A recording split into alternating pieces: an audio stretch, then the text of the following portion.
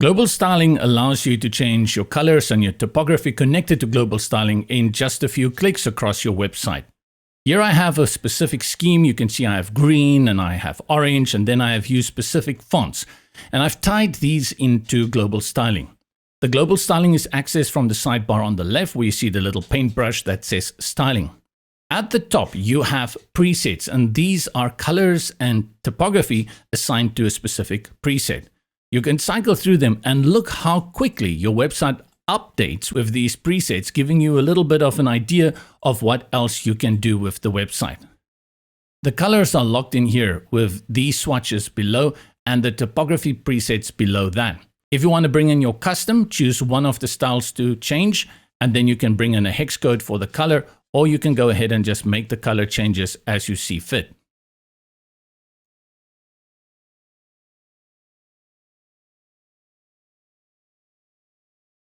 Typography is divided into various kinds of presets for heading 1, heading 2, and paragraph, and you'll change them on a one-by-one basis. If I want to go to notice serif for my paragraph, this will update everything on my page that is set to paragraphs.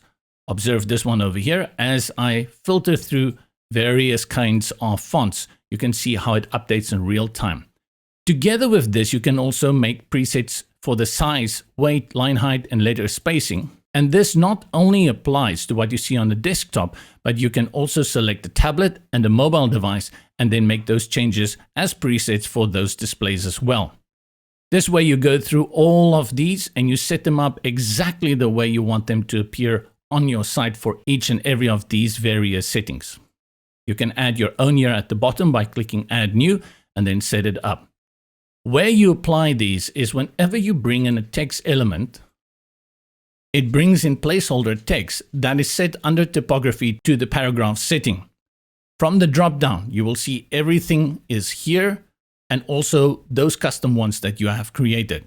So you can make changes here and you can change them out. And then, of course, if you need to update them at some point, you just go back to the global styling and update them there.